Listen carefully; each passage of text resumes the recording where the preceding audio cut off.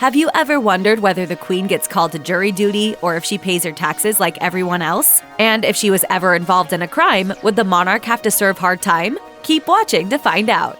Being a member of the royal family doesn't mean that you can drive as fast as you want, but it does mean that there are times you can have your driver break the speed limit. A Department for Transport representative explained to The Sun, speed limits do not apply to any motor vehicle being used for police, fire and rescue authority, ambulance, or serious organized crime agency purposes, if observing the speed limit would be likely to hinder the use of the vehicle for the purpose for which it is being used. Since members of the royal family are driven by police while conducting official royal business, they have some leeway to break the speed limit under this law.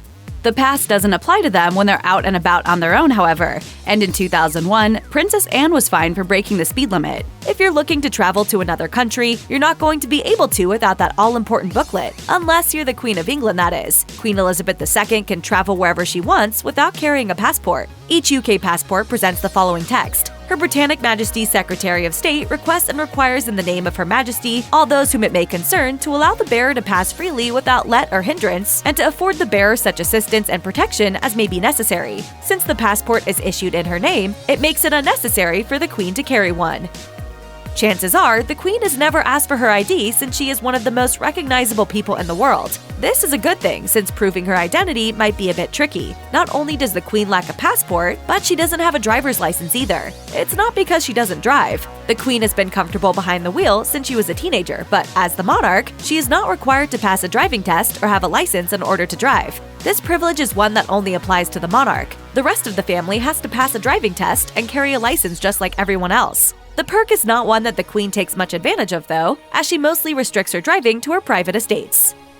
Unlike most people who go by a first, middle, and last name, many members of the royal family don't need to use a surname at all. King George V changed the family name to Windsor in 1917 to stave off anti-German sentiments at the time surrounding their very German-sounding name of Saxe-Coburg and Gotha.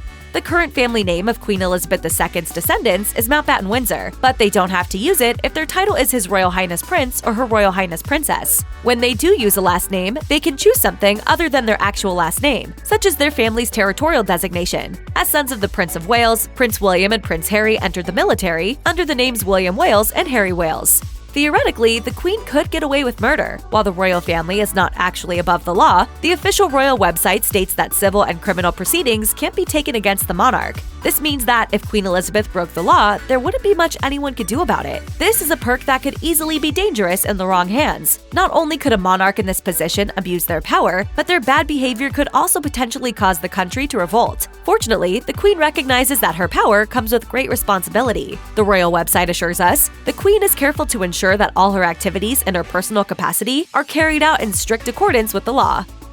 Another perk of being royal is that you don't have to pay taxes. Well, sort of. The crown is legally exempt from paying income tax, and many members of the royal family have portions of their income exempt from taxes, if the money they earn is related to their royal duties. The Prince of Wales, for example, is not obligated to pay taxes on his income from the Duchy of Cornwall, which generates millions of pounds of revenue each year. The duchy was actually created in the 14th century to provide the heir to the throne with an income, which is why it is tax-exempt. Prince Charles does, however, voluntarily pay income tax on the duchy. The Queen, who receives her income primarily from the government and from private estates, has also voluntarily paid taxes since 1992. Income not related to the crown, such as investment profits Prince William and Prince Harry earned from their late mother's estate, are fully taxable.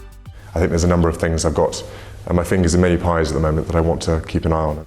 In the UK, skipping out on jury duty results in a hefty fine. Jurors are not compensated for their time, although they can be reimbursed for some food or transportation expenses, as well as childcare costs and lost earnings. Members of the royal family, however, have an easy out. They are able to be excused simply because they are royal. For a long time, this exemption applied to anyone in the royal household, including servants. In 2003, however, Parliament convinced the government to abolish the exemptions for members of the royal household and the extended family. Now, the only members of the household who can be excused from jury duty are the Queen and her immediate family.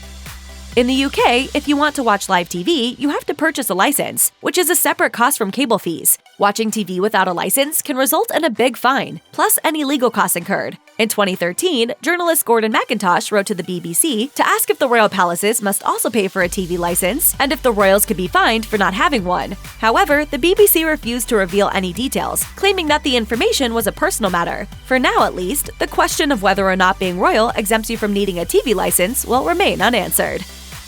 Check out one of our newest videos right here. Plus, even more list videos about the royal family are coming soon. Subscribe to our YouTube channel and hit the bell so you don't miss a single one.